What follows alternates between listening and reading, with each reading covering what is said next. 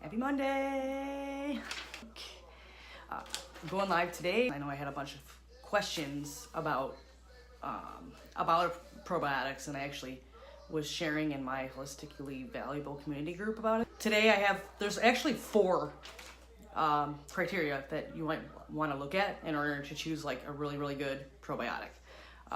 So I wanted to share what those were for you today, and so you can make better decisions and where your money's going, so it's the most effective one for you. So that's kind of what I wanted to go with. I hope you guys get some value out of this. So anyone that's jumping on here, just a question for you if you're watching the replay too. Put a 1, comment a 1 if you are currently taking a probiotic. Just put a 1 down, and if you're not and you just want to learn more about it and why, hey Lauren, put a 2. So if you are already taking a probiotic, put a 1. And if you are not, but may in the future, put a 2. Hi Janice, how are you? Ooh, here, I have some notes here I'm going to be reading off of because I kind of go in, I have a lot of information I want to share. So if you see me looking down, it's not that I'm ignoring you. I just have notes and I want to make sure I follow everything and not go off on a tangent. So here's the 4 criteria, and then I'll explain it more on what an effective and quality probiotic should have in it. Number 1, it should have specific probiotic strains, not just one. I know I was looking at some other ones and I was researching, and a lot of them just only have 1. So I'll explain why you need more than 1. You need to look at, number 2 is the product's packaging and delivery system, and I'll go into detail about that too. Number 3 is the product's expiration date, and number 4 is a money-back guarantee. So those are the 4 criteria you want to look at when you're choosing an effective probiotic supplement. Number 1 off is the specific probiotic strains. It's suggested that in order to actually be effective as a probiotic, it needs to have at least 3.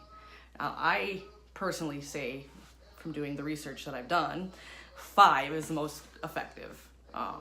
The reason why is, I'll go into that in detail, but like I wanted to kind of explain the 5 that I know of that are like the most effective ones. The first strain that's in almost all probiotics you're going to find is Lactobacillus acidophilus. That's the most important one. It's the one that it colonizes on the walls of the small intestines. That's in most probiotics. All right, thanks Janice. You have 1, you already take 1, so we'll talk about that later. But this supports the nutrient absorption, so that's why most of us take probiotics to begin with, because you want to absorb all the nutrients you get in your system, and the microbiome of our gut needs that in order to digest it. So the second one is Bacterium Longinus.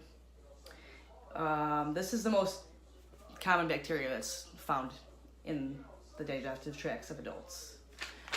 Then you have Bacterium bifidum, and that's found in the small and large intestine, and that's actually really, really, really essential if you have like dairy digestion issues. So Bacterium bifidum. So some people have like lactose intolerances, and they're not taking a probiotic supplement. So maybe you would want to try the dairy again if you had the Bacterium bifidum in your probiotics. So start taking it and eventually introduce. Now you got to build up the bacteria in there. One isn't going to just help. It needs to be something that you're doing for 60 to 90 days before you're going to start seeing any results whatsoever. The 4th one is Lactobacillus Rhamnosus. It's a travel probiotic that helps with diarrhea. So if you have like IBS issues, this is actually the one that you're going to want to make sure is in all your probiotics. And then there's a Lactobacillus fermentum, and that helps neutralize byproducts of the digestion and healthy gut bacteria. So that just removes the toxins. So those are the 5. I'm actually going to have a blog post to go along with this, so you don't need to take notes. It's going to be all in there for you, so you can come look back and look at it later and then find a probiotic that's good for you. Number 2 for choosing, that we talked about choosing the correct probiotic, it's the product's packaging and delivery system. The issue with this is I've seen these probiotics in stores, and they're in these clear containers.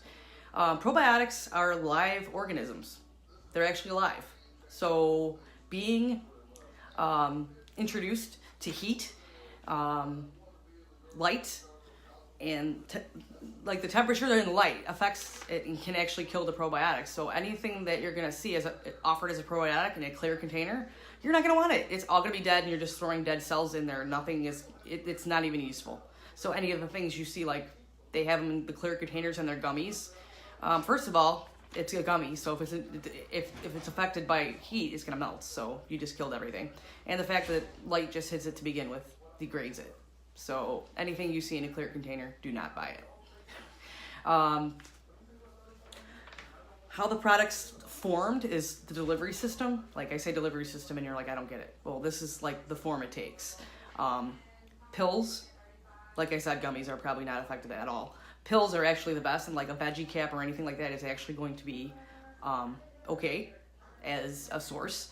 And you want something that has something added to it for quality to make sure it actually gets all the way down into the digestive tract and gut where it's going to be effective. If you have something that it doesn't have a heat resistant strain of probiotics in it, it's going to die before it gets to the gut. Let's be honest. So if you don't have that heat resistant strain, there's no point in taking it. It's not going to be effective. Also, it needs to stay alive on the shelves until it gets home to you. So anything that's like the correct one package you're gonna want. Hey Cheryl, the correct package you're gonna want to look for in a probiotic is like a dark, or like something that doesn't let the sun the light in. It's gonna be dark, and it's actually anything that's gonna be temperature resistant is gonna be a thicker container, so you can pick it up and feel it. You shouldn't be able to see through it, and it should have a seal, so it's sealed from air getting in there, and obviously that means it's quality. And it should be dark, or like the clear white ones you see on the pills, that's temperature and heat resistant. So that's the type of packaging you should want. There's actually some that have the tin foil that you can push out. Well, if it's a clear package, don't even buy it. It's already dead. No point. A product with an expiration date. You will see supplement industries do not require you to put expiration dates on things. Well, probiotics don't live forever, right? They're organisms. So if something doesn't have an expiration date on it, they haven't tested it and it's low quality, so I wouldn't buy it. And you can see the probiotic I use actually has, if you turn it over, it has an expiration date on it. That actually means they tested it.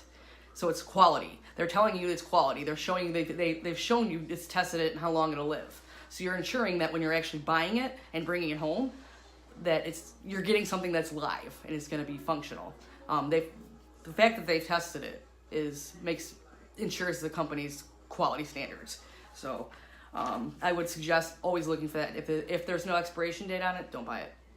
And you can look under on the bottom. It might say it'll have like a lot number too. It might actually specifically say it on the label itself, which is awesome.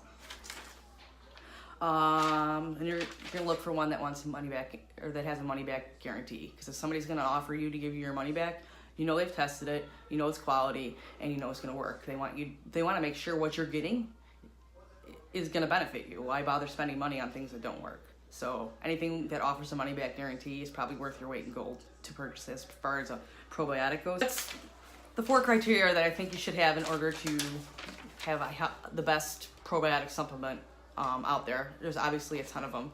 If you want some information on the one I'm using, because it's so high quality, please message me, comment below. I want more information on the probiotic. I'd be happy to share it with you and see if you think it's right.